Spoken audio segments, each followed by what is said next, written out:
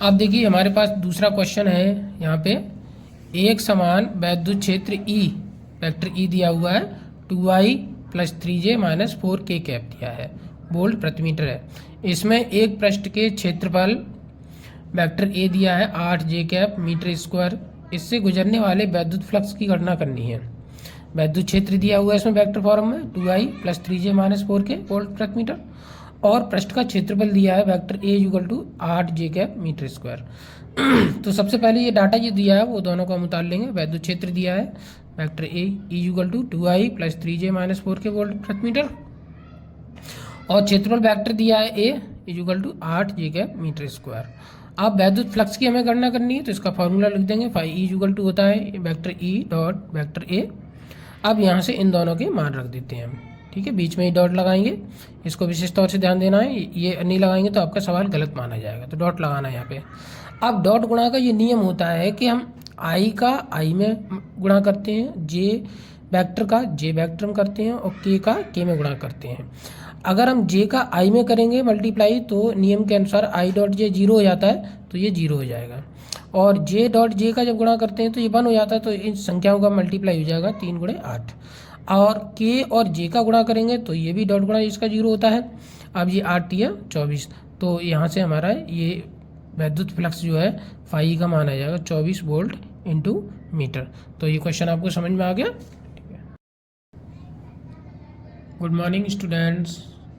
आज देखिए, आज हम एक क्वेश्चन पे चर्चा करेंगे। उस वैद्युत क्षेत्र का मान क्या होगा जिसमें एक इलेक्ट्रॉन पर उसके भार के बराबर वैद्युत बल कार्य करता है।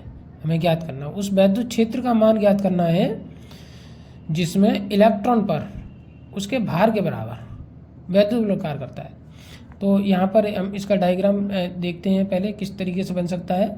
जैसे मान लीजिए कोई इलेक्ट्रॉन है, तो इसका भार तो नीचे की ओर वर्टिकली नीचे काम करेगा mg, ठीक है। और इस पर जो वैद्युत बल होगा इसको संतुलित करने के लिए ऊपर की ओर लगेगा। F = QE होता है वैद्युत बल, किसी आवेशित कण पर लगता है। संतुलन की अवस्था में ये दोनों बल बराबर और विपरीत होंगे, इसलिए जो वैद्युत बल होगा F = QE वो इसके भार के संतुलन करेगा, तो QE = mg हो जाएगा। अब यहाँ से हम E का मान निकालना चाहते हैं, वैद्युत क्षेत्र E का, तो Q का इसमें भाग लग जाएगा, ठीक है। अब m यहाँ पर इलेक्ट्रॉन का द्रव्यमान है, g गुरुत्वीय त्वरण है, और Q इसका इलेक्ट्रॉन का आवेश है।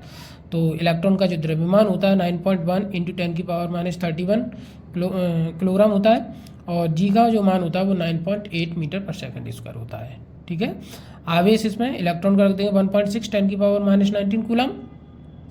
अब हम इसको सॉल्व करेंगे। अब सॉल्व करने का तरीका क्या है, सबसे पहले हम पॉइंट को हटा देते हैं, ये पॉइंट से पॉइंट इसको हट जाएगा, तो 91। अब 91 का 9.8 में आप मल्टीप्लाई कर लें तो इसको रफली अलग कर सकते हैं। तो इसका हो जाएगा 891.8 आएगा गुणनफल, और ये 16 हो जाएगा।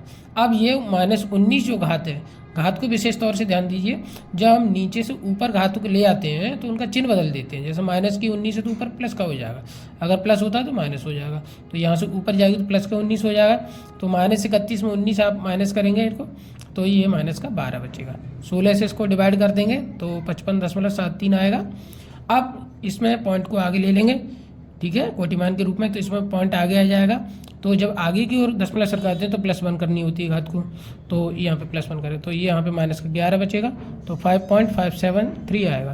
तो ये न्यूटन प्रति कूलम इसका मान होगा।